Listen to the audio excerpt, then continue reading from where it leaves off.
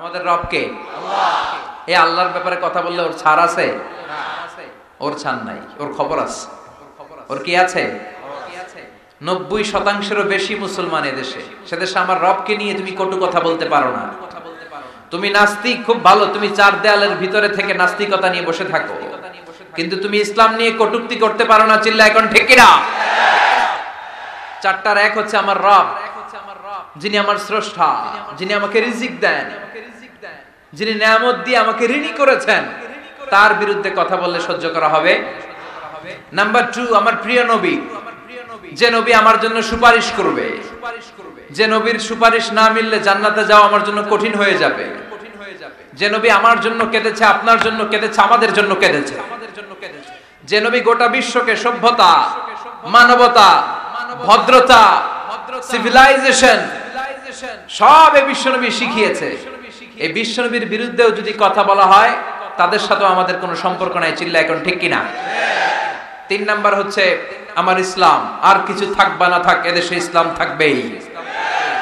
যে দেশে আল্লাহু আকবার ধ্বনির সাথে সূর্য উঠে যায়, যে দেশে আল্লাহু আকবার ধ্বনির সাথে সাথে সূর্য ডুবে যায়, ওই দেশে আর কিছু থাক বা না থাক, ইসলাম।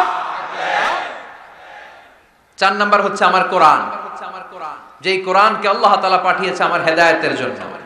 এই কোরআনের বিরুদ্ধেও যদি কেউ কথা বলে, তাদের বিরুদ্ধে প্রতিবাদ করে গর্জে উঠতে হবে মুসলমান। চিল্লায় বলেন ঠিক কিনা?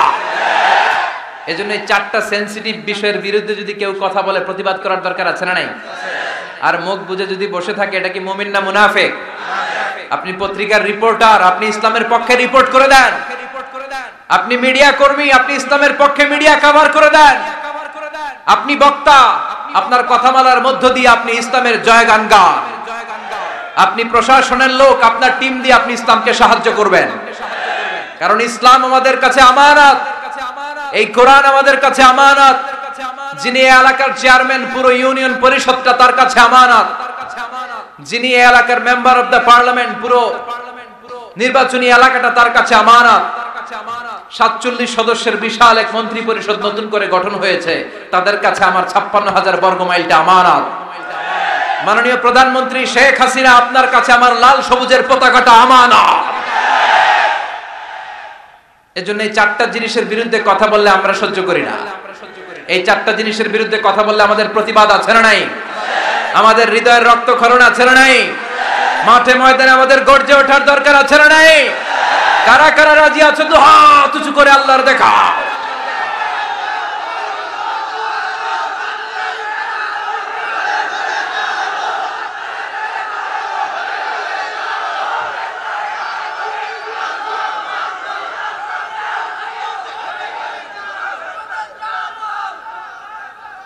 আল্লাহ আমাদের স্লোগানকে তুমি কবুল করো। আমরা যেন আমাদের স্রষ্টার উপর অগাধ বিশ্বাস রেখে ইন্তেকাল করতে পারি, তৌফিক দাও। বিশ্বনবীর ভালোবাসার জন্য আমাদের অন্তরে থাকে, তুমি তৌফিক দাও। আল্লাহকে যে পাইতে চাই, হযরতকে ভালোবেসে, আরশ কুরসি লৌহ কালাম না চাইতে পেয়েছে সে। হযরতকে ভালোবেসে, আরশ কুরসি লৌহ কালাম না চাইতে পেয়েছে সে। সুবহানাল্লাহ পড়েন। বিশ্বনবীর ভালোবাসার দরকার আছে না নাই? এই কোরআন দিয়ে যেন বাংলাদেশের আইনগুলো পাস হয়, আল্লাহ তুমি তৌফিক দাও। সংসদ ভবনে যেন কোরআনের চর্চা হয়, তুমি তৌফিক দাও। পুরো দেশব্যাপী কোরআনের কথাগুলো তুমি ছড়িয়ে দাও।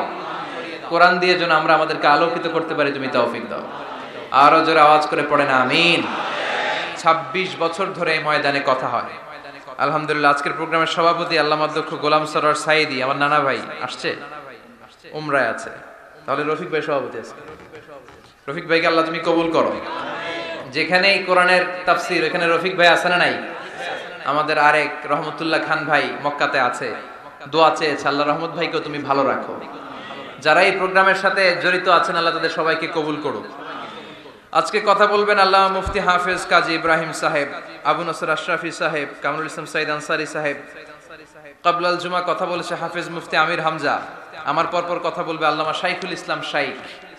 দেশ বরেণ্য আলেমী দ্বীন যারাই আসবে, তারা সুনিশ্চিতভাবে কোরআন থেকেই কথা বলবে। আমরা যেন এই কোরআনের কথা থেকে নিজেদেরকে আলোকিত করতে পারি।